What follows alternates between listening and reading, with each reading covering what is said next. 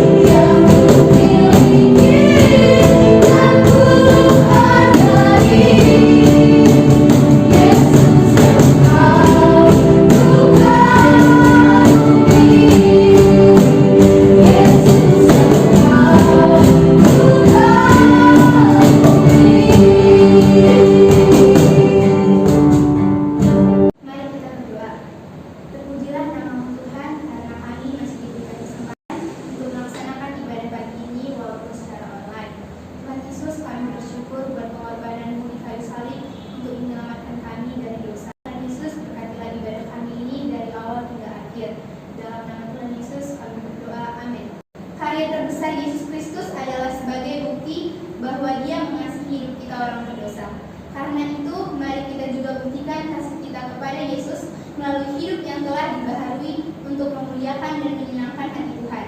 Kita nyanyikan pujian kepada Tuhan untuk mempersiapkan hati kita mendengarkan firman Tuhan. Kita bernyanyi bukan dengan barang fana.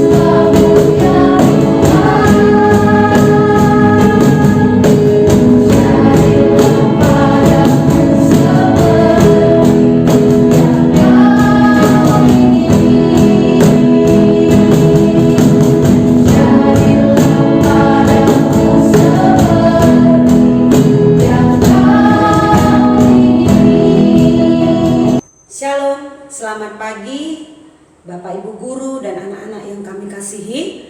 Bersyukur untuk hari ini kita dapat kembali lagi menikmati kebaikan Tuhan. Secara khusus hari dimana saat ini kita memperingati 2000 tahun yang lalu Tuhan Yesus mengalami penderitaan, kematian di kayu salib dengan satu tujuan, yaitu untuk menyelamatkan kita orang-orang berdosa.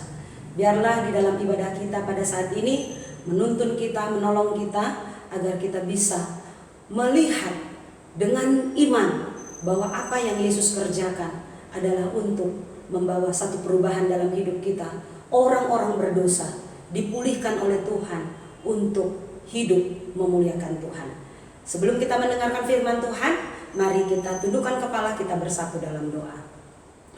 Terpujilah Tuhan Allah yang mengasihi kami. Kami bersyukur ya Bapa, pagi hari ini kami boleh bersuka cita. Ada kesempatan yang Kau anugerahkan kepada kami untuk menikmati hari yang baru. Bahkan terlebih lagi Tuhan, di dalam kami boleh beribadah, memperingati hari penderitaan, kematian Tuhan Yesus di kayu salib.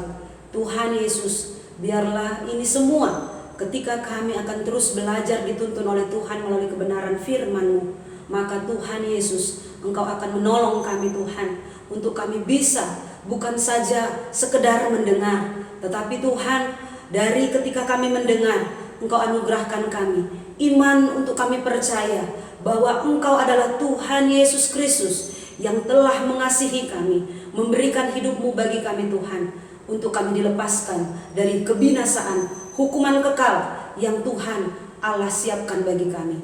Namun Tuhan Yesus, biarlah Engkau yang terus menuntun kami, agar di dalam Tuhan membebaskan kami tetap hidup memuliakan Tuhan. Tuntun kami Tuhan, di dalam kami boleh membaca dan merenungkan firman Tuhan pada pagi hari ini. Kiranya belas kasihan Tuhan menolong kami saat ini, untuk kami boleh mengarahkan hati dan pikiran kami, agar kami dapat menikmati anugerah Tuhan pada saat ini. Di dalam nama Tuhan Yesus kami berdoa dan kami bersyukur. Amin. Baik anak-anak kami, pagi hari ini kita akan merenungkan satu bagian firman Tuhan yang terambil dari Injil Matius pasal yang ke-26 ayat yang ke-39. Injil Matius pasal 26 ayat yang ke-39, demikian firman Tuhan.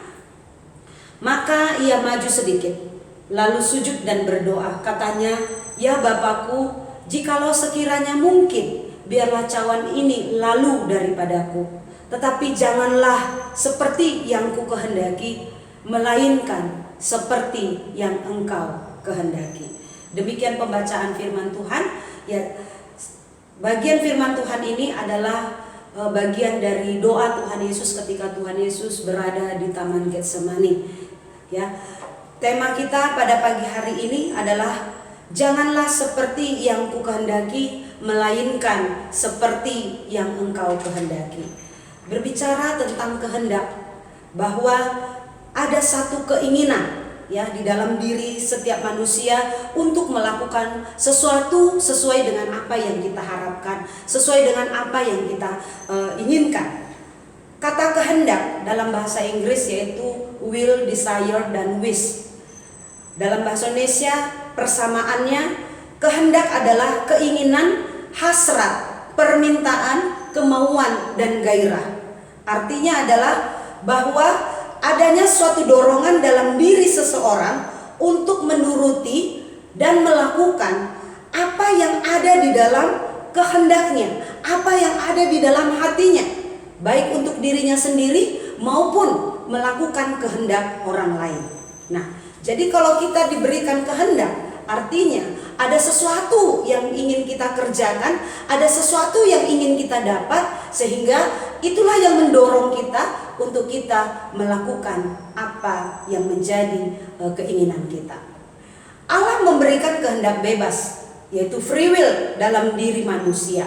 Ya, ketika manusia sebelum jatuh dalam dosa ditempatkan Allah di Taman Eden, manusia itu diberikan kemampuan oleh Allah untuk memilih apa yang menjadi perintah Allah, apa yang menjadi kehendak Allah dalam diri manusia. Ya, kalau kita melihat di dalam kitab Kejadian pasal yang kedua, di sana dikatakan bagaimana kehendak bebas itu Allah anugerahkan kepada manusia sebelum jatuh dalam dosa, yaitu di pasal 2 ayat 16 sampai 17. Lalu Tuhan Allah memberi perintah ini kepada manusia.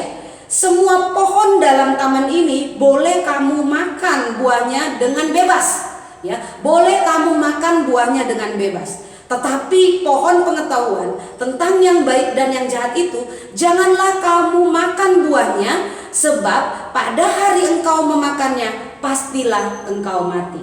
Nah, di sini kita melihat bahwa ada pilihan yang Allah berikan kepada manusia untuk mereka benar-benar diberikan kemampuan memilih mana yang baik dan mana yang tidak baik. Ya, Allah menganugerahkan kepada manusia untuk memilih dengan bebas apa yang Allah perintahkan. Nah, kita tahu apa yang manusia lakukan. Ya, ketika Allah mengatakan bahwa semua pohon di dalam taman ini bebas kamu memakannya.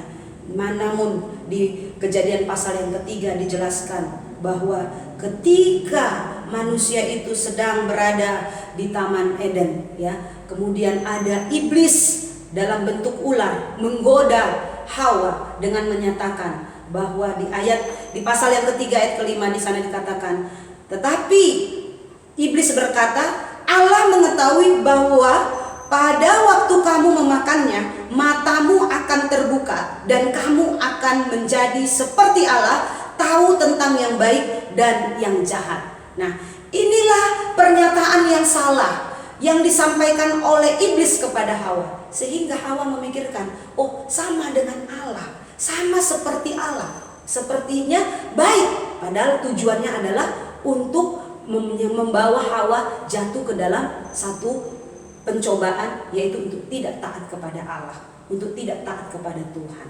Nah, anak-anak kami dan Bapak Ibu guru yang kami sayangi, kami hormati, kita melihat bahwa ketika di Taman Eden Hawa memutuskan untuk mengambil buah yang dilarang oleh Tuhan dimakan, dan Hawa memberikannya kepada manusia. Inilah kehendak bebas yang diberikan Allah kepada manusia pada saat itu dengan memilih tidak taat kepada Tuhan. Ya, jadi kehendak bebas yang Allah berikan, yang Allah anugerahkan kepada manusia pada waktu itu adalah manusia bisa taat kepada Allah sesuai dengan apa yang menjadi tujuan Allah. Tujuan Allah dalam menciptakan manusia jelas agar manusia itu mengerti kehendak Allah. Agar manusia itu ketika mengerti kehendak Allah, maka manusia bisa memuliakan Allah dengan mentaati apa yang Allah perintahkan. Manusia bisa mengagungkan, memuliakan Allah dengan perbuatan-perbuatan baik yang Allah anugerahkan kepada manusia itu sendiri. Tetapi manusia lebih memilih untuk tidak taat. Artinya ketika manusia jatuh ke dalam dosa, kehendak bebas yang Allah anugerahkan kepada manusia pada saat itu bukanlah untuk mau melakukan apa yang Tuhan perintahkan, tetapi jelas kehendak bebas itu sudah tercemar oleh dosa.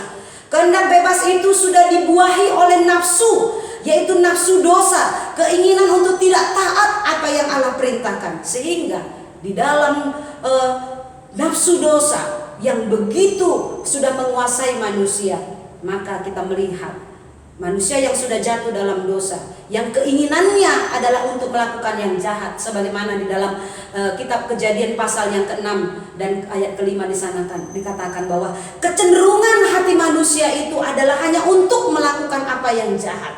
Kecenderungan berarti berbicara tentang satu tabiat, suatu kebiasaan dalam diri manusia untuk hanya memikirkan dan melakukan apa yang jahat yang bertentangan dengan Tuhan.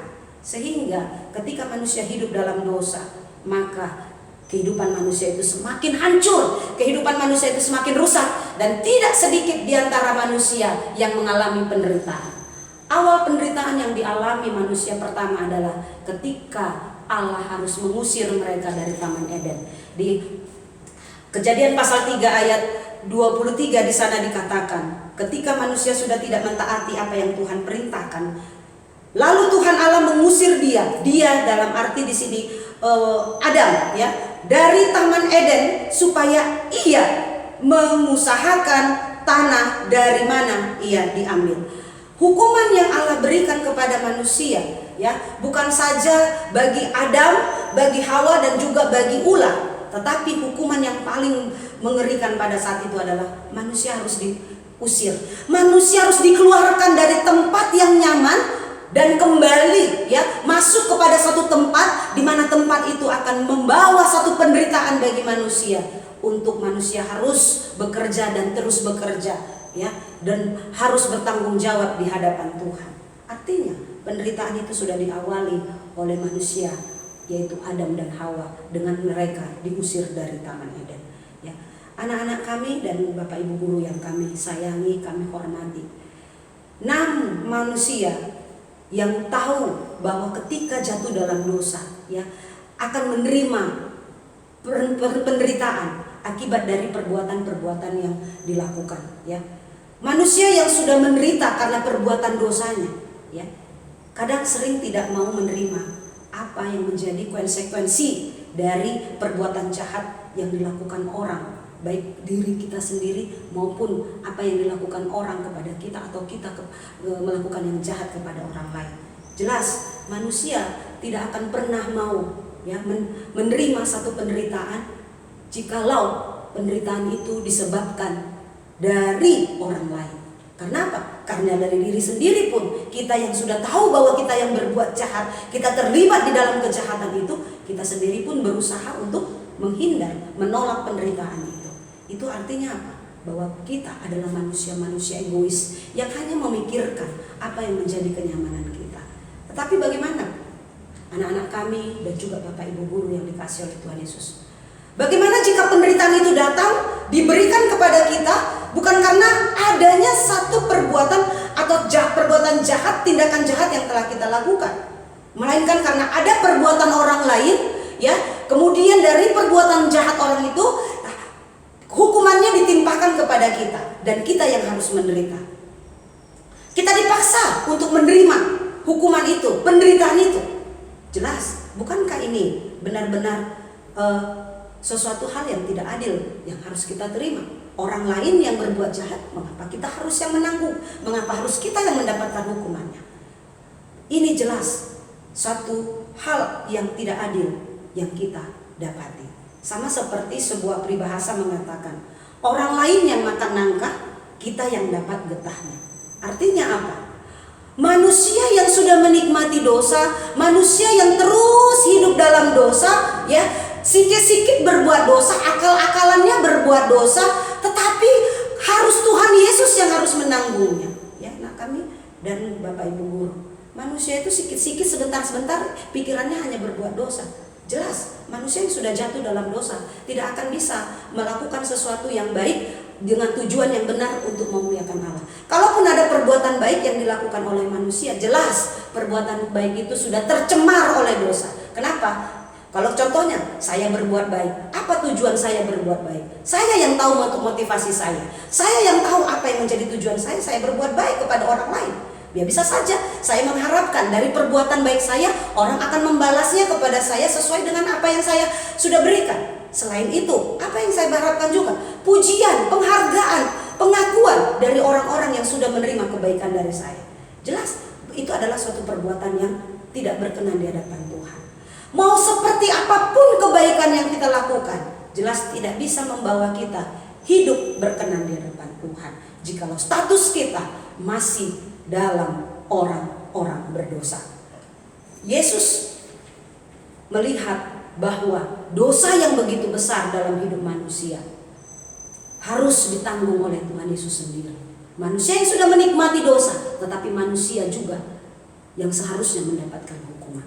Berdasarkan teks firman Tuhan pada saat ini, anak-anak kami dan Bapak Ibu guru yang kami kasihi, kita akan belajar melihat bagaimana sikap Tuhan Yesus ketika ia akan mentaati kehendak, kemauan Bapaknya dengan bergumul untuk menerima cawan penderitaan demi melaksanakan rencana besar, rencana agung Allah bagi manusia berdosa, supaya manusia yang berdosa itu dibebaskan dari murka Allah, di mana murka Allah itu siap membinasakan manusia berdosa.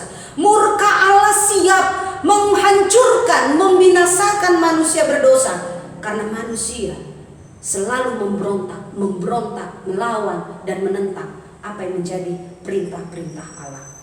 Roma 6 ayat 23 jelas di sana dikatakan bahwa sebab upah dosa adalah maut. Upah dosa ialah maut. Artinya manusia yang tadinya sudah menikmati keberdosaan tadi, hidup di dalam kejahatan, hidup di dalam akal-akalan yang jahat, ya, apalagi dalam kondisi pandemi ini anak-anak kami, Bapak Ibu, kita lupa ya bahwa sebenarnya memang mata manusia tidak bisa melihat kita apa yang kita lakukan. Ya, kita saat ini semua bekerja tanpa ada satu mata pun yang bisa memantau kita. Tetapi kita lupa bahwa ada mata, yaitu Tuhan Yesus yang Maha Tahu melihat apa yang kita lakukan. Banyak akal-akalan kita yang kita lakukan ya di luar dari apa yang menjadi aturan-aturan yang sudah ditentukan. Anak-anak kami, mari kita juga periksa, terutama di dalam kita beribadah kepada Tuhan. Bagaimana sikap kita beribadah? Saat ini saya menyampaikan firman Tuhan, dan bagi setiap kita juga yang ada di rumah, kita juga mendapatkan kesempatan untuk mendengarkannya. Namun bagaimana sikap kita di dalam mengikuti ibadah yang diberikan kepada kita melalui khususnya Sekolah Kristen Kalam Kudus untuk mempersiapkan kita, sebenarnya menolong kita agar hidup kita bisa diperbaiki, hidup kita bisa memuliakan Tuhan, hidup kita bisa berkenan di hadapan Tuhan. Namun ada banyak gaya kita, sikap kita, akal-akalan kita di dalam kita beribadah hanya untuk menyenangkan hati kita. Kita ogah-ogahan, kita suka-suka sambil ibadah. Mungkin kita ada melakukan sesuatu yang tidak ada hubungannya dengan ibadah. Bukankah itu sesuatu hal yang menyakitkan hati Tuhan? Kita tahu bahwa saat masa pandemi ini kita semua diajar untuk kita sungguh-sungguh berhati-hati bagaimana kita melihat bahwa apa yang saat ini sedang Tuhan percayakan bagi kita, semuanya itu harus kita tunjukkan, harus kita pertanggungjawabkan di hadapan Tuhan. Tidak ada yang tersembunyi di hadapan Tuhan, karena semuanya terbuka di hadapan Tuhan. Anak-anak kami yang kami kasihi dalam nama Tuhan Yesus Kristus, hukuman yang Allah berikan kepada manusia, yang sudah Tuhan siapkan kepada manusia, jelas menunjukkan bahwa manusia gagal. Manusia gagal melakukan apa yang menjadi kehendak Tuhan dengan benar. Manusia gagal melakukan apa yang sesuai dengan perintah Tuhan.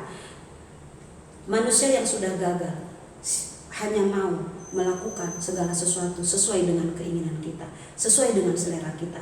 Artinya manusia lebih memilih untuk tidak taat, memberontak, menentang, dan melakukan segala sesuatu sesuai dengan keinginan daging kita.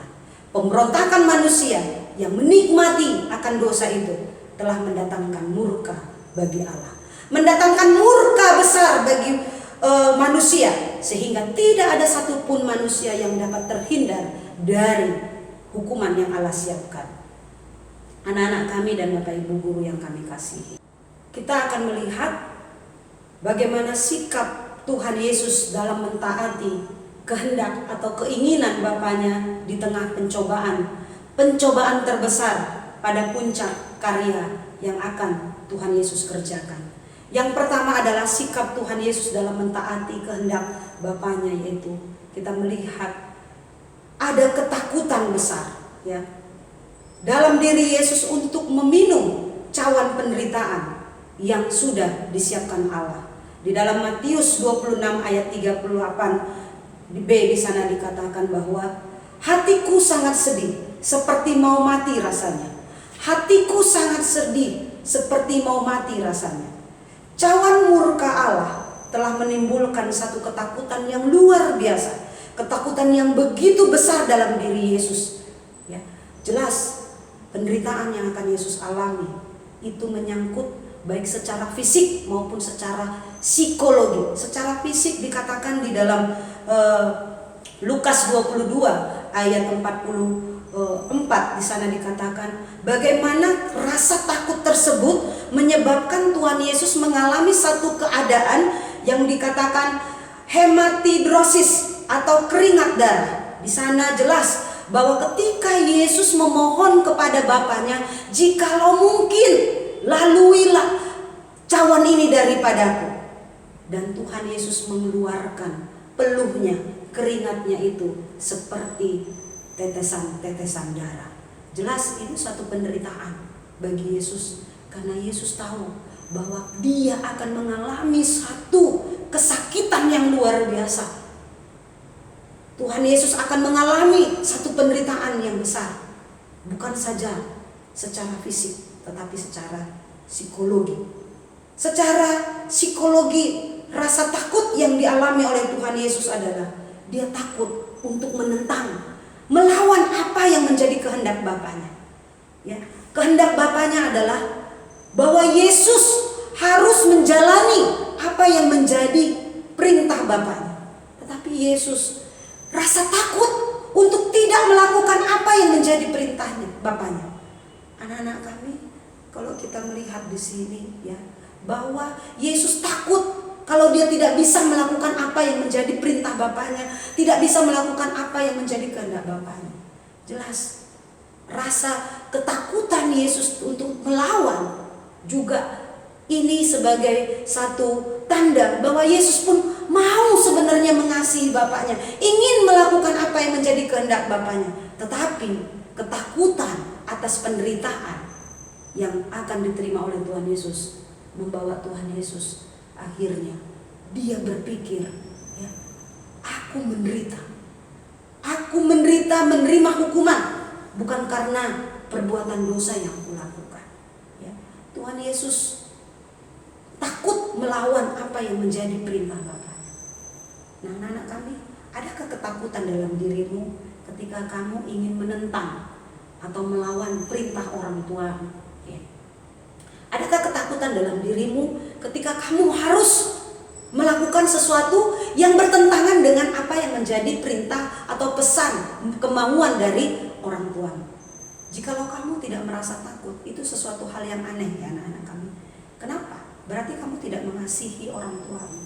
Tetapi ketika kamu rasa takut untuk tidak melakukan apa yang Bapamu perintahkan, orang tuamu perintahkan, maka itu menunjukkan bahwa sebenarnya kamu mengasihi orang tuamu. Ya, sama juga ya. Ketika Bapak Ibu guru memerintahkan kepada kamu untuk terus belajar, mengerjakan tugas-tugas kamu di rumah, ya, apalagi tugas-tugas itu mendukung kamu di dalam penilaian-penilaian yang nantinya akan kamu lihat dari hasil belajarmu selama kamu mengikuti pembelajaran secara online ini, ya. Artinya ketika kamu takut untuk menentang, melawan perintah guru-guru yang membimbing kamu saat ini, anak ibu, itu menunjukkan bahwa kamu masih menghormati, kamu masih menghargai, kamu masih mengasihi guru. Nah, anak kami, inilah yang dialami oleh Tuhan Yesus. Tuhan Yesus mengalami ketakutan atas apa yang diperintahkan oleh Bapaknya. Ya.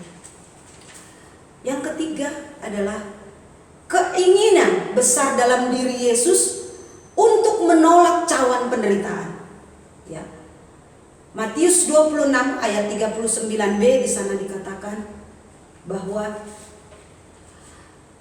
biarlah cawan ini lalu daripadaku. Ya Bapakku, sekiranya mungkin, ya. Biarlah cawan ini lalu daripadaku. Nah, kalimat ini mau menunjukkan bahwa sebenarnya Yesus ingin keinginan Yesus, ya, dia ingin menolak apa yang sudah Allah siapkan bagi Yesus. Kenapa? Karena cawan penderitaan itu adalah sesuatu yang sangat berat. Ya. Kalau Yesus menolak cawan itu, maka bagian manusia jelas adalah hukuman Allah masuk ke dalam neraka kekal. Neraka yang sudah Tuhan siapkan bagi orang-orang yang tidak mau taat, bagi orang-orang yang memberontak, bagi orang-orang yang tidak mau percaya kepada Tuhan Yesus. Anak-anak kami, jangan dipikir ya, neraka itu hanya ucapan bibir saja, ucapan kata saja. Jelas kita melihat bahwa di dalam kitab Amsal, ya, pasal yang ke-16 ayat yang ke-4 di sana dikatakan bahwa Tuhan membuat segala sesuatunya untuk tujuan masing-masing, dan orang fasik disiapkan untuk hari malapetaka. Orang fasik disiapkan untuk hari malapetaka. Artinya apa, anak kami? Bahwa orang fasik, ya, adalah orang-orang yang memberontak, orang-orang yang tidak taat kepada perintah Allah, orang-orang yang sudah dikasih tahu kebenaran, mendapat kesempatan berulang-ulang untuk mendengarkan firman Tuhan, tetapi masih terus membuat diri benar padahal yang dilakukan sudah salah. Nah, anak-anak kami, apakah Yesus salah untuk menolak apa yang sudah Allah tentukan untuk menerima cawan penderitaan itu? Yesus berpikir keegoisan manusia dalam diri Yesus kita bisa ungkapkan dengan bahasa seperti, ya, kalau kita dituduhkan kepada sesuatu yang tidak kita lakukan, Yesus juga bisa berkata, mengapa harus aku yang menerima hukuman? Mengapa harus ditimpakan kepadaku? Padahal kejahatan itu bukan aku yang melakukan, tetapi manusia yang serakah, manusia yang tamak, manusia yang sudah menikmati segala keinginan-keinginan dosa. Kenapa harus aku? Nah, anak-anak kami, jelas ini menjadi sesuatu hal yang mendorong Yesus untuk tidak taat dan menolak apa yang Allah perintahkan bagi Tuhan Yesus. Ya. Apa yang membuat Tuhan Yesus ingin menolak, ya, cawan penderitaan itu? Yesus takut terpisah dari Allah. Di dalam perkataan Tuhan Yesus di atas kayu salib, ya, yang keempat adalah Eloi, Eloi, lama sabachthani. Artinya, Allahku, Allahku, mengapa engkau meninggalkan aku? Yesus bergumul karena dia akan terpisah dari Bapaknya, karena dia akan meninggalkan kemuliaannya.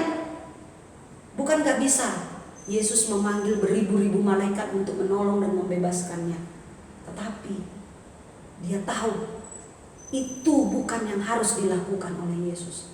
Karena yang harus dilakukan Yesus adalah menyerahkan dirinya untuk menyelamatkan manusia. Yesus takut terpisah dari Allah. Ya, ini membuat Yesus sungguh bahwa dia akan menerima satu penderitaan besar. Kemudian yang ketiga adalah Yesus sadar bahwa dia harus rela mentaati perintah dan kehendak Bapaknya. Yesus sadar bahwa dia harus rela mentaati perintah dan kehendak Bapaknya. Di dalam Matius 26 ayat 39c dikatakan, ya, bahwa bukan kehendakku, janganlah ku kehendaki, tetapi biarlah seperti yang engkau kehendaki. Jelas di sini bahwa apa yang Yesus doakan kepada Bapaknya, ada kerelaan untuk mentaati apa yang Tuhan perintahkan. Yesus mau melakukan, siap menjalankan apa yang menjadi rencana Tuhan. Yesus mengerti apa yang menjadi tujuan Allah mengutus dirinya datang ke dunia, yaitu membebaskan manusia dari hukuman kekal yang sudah Allah siapkan. Dalam Yohanes 4 ayat 34 di sana dikatakan, makananku ialah melakukan kehendak Dia yang mengutus aku dan menyelesaikan pekerjaannya. Yesus sadar bahwa makanannya, bahwa hidupnya adalah melakukan kehendak Bapaknya dengan menyelesaikan pekerjaan yang sudah dipercayakan Bapa untuk menjadi korban tebusan bagi keselamatan manusia. Yesus mengasihi, ya. Yesus tahu bahwa Allah mengasihi manusia berdosa. Di dalam Yohanes 3 ayat 16. Karena begitu besar kasih Allah akan dunia ini, sehingga setiap orang yang percaya tidak akan binasa. Ya. Karena begitu besar kasih Allah akan dunia ini, sehingga Ia harus mengaruniakan anaknya yang tunggal, yaitu Yesus Kristus, untuk menyelamatkan kita orang-orang berdosa. Apa yang menjadi kerelaan Yesus untuk mentaati perintah Bapaknya, kehendak Bapaknya adalah supaya Tuhan Yesus, melalui kematian Tuhan Yesus, manusia yang sudah berdosa kembali dipulihkan, didamaikan untuk bisa berelasi, bisa berhubungan dengan Allah kembali, sehingga manusia bisa hidup memuliakan Tuhan sebagaimana yang Tuhan kehendaki. Anak-anak kami yang kami kasihi dalam nama Tuhan Yesus Kristus, bagaimana kita meresponi akan kasih Tuhan? Ya, Dia mau melakukan apa yang menjadi kehendak Bapaknya sebagai wujud rasa sayang, rasa kasihnya, bahwa Bapaknya mengutus Dia datang ke dunia untuk menyelamatkan orang-orang berdosa. Kita yang sudah percaya kepada Tuhan Yesus, apa yang harus kita lakukan? Yaitu menjalani hidup dengan berkenan di hadapan Tuhan. Tidak ada yang sulit bagi Tuhan untuk menolong kita mengalami perubahan di dalam kehidupan kita, anak-anak kami dan juga Bapak Ibu guru. Jikalau hati kita mau tunduk di hadapan Tuhan, rela, ya, untuk mau melakukan apa yang baik di hadapan Tuhan. Ya, kita tahu dunia ini saat ini menawarkan segala bentuk kejahatan, sehingga ketika kejahatan itu menguasai kita, maka apapun, ya, yang sudah disampaikan di dalam kebenaran firman Tuhan, jangan itu menjadi suatu alasan bagi kita untuk menolak kebenaran firman Tuhan tersebut. Sekolah Kristen Kalam Kudus dipercayakan Tuhan hadir di tengah-tengah kota Medan khususnya, untuk bukan saja mendidik anak-anak mendapatkan ilmu pengetahuan dengan berbagai pengetahuan yang diberikan oleh Bapak Ibu guru, tetapi jelas dasar dari Sekolah Kristen Kalam Kudus yaitu membekali setiap guru dan para murid untuk diisi, diperlengkapi dengan kebenaran firman Tuhan. Firman Tuhan yang disampaikan, cara hidup yang benar dari setiap guru-guru yang Tuhan percayakan untuk mendidik anak-anak di Sekolah Kristen Kalam Kudus, Tuhan pakai untuk menolong anak-anak kami bisa mengenal, bisa berjumpa dengan pribadi yang sejati itu, yaitu Yesus Kristus. Melalui kisah pengorbanan Yesus Kristus yang disampaikan kepada kita pada saat ini. Biarlah itu menolong kita untuk kita bisa melakukan apa yang menjadi kehendak Bapa di dalam kehidupan kita sebagai orang-orang percaya. Kiranya melalui firman Tuhan ini kita semua ditolong oleh Tuhan untuk melakukan apa yang menjadi kehendak Bapa bagi kita yang sudah percaya, diselamatkan, dan dipulihkan oleh Tuhan Yesus. Kiranya Tuhan Yesus yang menolong kita semua. Amin. Kita bersatu dalam doa. Tuhan Allah Bapa di surga, terima kasih untuk anugerah-Mu bagi kami. Pada saat ini kami boleh merenungkan kebenaran firman Tuhan. Mohon Tuhan Yesus pimpin kami agar kami dapat melakukan kebenaran firman Tuhan ini di dalam kehidupan kami hari lepas hari. Secara khusus Tuhan, dengan kami mempercayai bahwa kasih Yesus, pengorbanan Yesus di kayu salib, itulah yang menjadi kekuatan bagi kami untuk kami boleh Tuhan mengalami perubahan di dalam kehidupan yang berdosa. Oleh karena kasih Tuhan menolong kami, memulihkan kami untuk kami boleh hidup berkemenangan karena Yesus Kristus bangkit memberikan kemenangan bagi kami. Terima kasih Bapa. Ini doa kami dalam nama Tuhan Yesus kami berdoa dan kami bersyukur. Amin. Hidup yang telah diselamatkan biar menjadi semangat bagi kita semua untuk memuji Tuhan dan memuliakan nama Tuhan. Karena itu mari kita mengakhiri ibadah kita di pagi hari ini. Kita sampaikan pujian kita kepada Tuhan bahwa hanya bagi Dialah segala pujian, hormat, serta syukur selama-lamanya. Mari kita bernyanyi bagi Dia.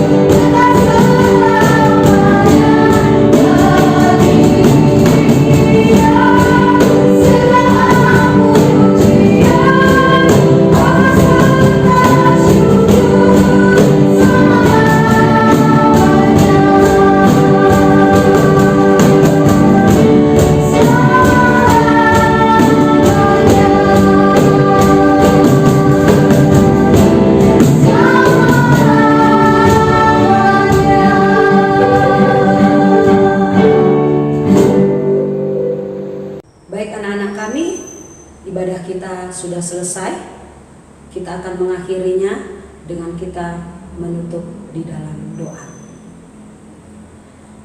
Terpujilah Tuhan Allah yang mengasihi kami. Terima kasih karena kami mendapatkan kesempatan boleh beribadah kepada Tuhan pada pagi hari ini. Tuhan Yesus, tolonglah kami agar kami dapat menjalani hidup kami sebagai orang-orang yang telah mengalami kasih Tuhan, yang telah dipulihkan dan diselamatkan melalui pengorbanan Yesus di kayu salib. Itulah yang menolong kami Tuhan, agar kami dapat hidup berkenan di hadapan Tuhan, melakukan kehendak Tuhan sebagaimana yang Tuhan percayakan bagi kami ketika kami menjalani hidup kami dengan tanggung jawab yang dipercayakan kepada kami. Tuhan Yesus berkati seluruh kehidupan kami. Berkati Sekolah Kristen Kalam Kudus. Tuhan pakai agar terus menjadi alat di tangan Tuhan untuk memperlengkapi setiap anak-anak didik dan tenaga-tenaga pendidik menjadi orang-orang yang takut akan Tuhan, mengasihi Tuhan, bahkan memuliakan Tuhan. Terima kasih Bapak, inilah kehidupan kami. Tuhan Yesus yang menolong dan memberkati. Di dalam nama Tuhan Yesus kami berdoa dan kami bersyukur. Amin.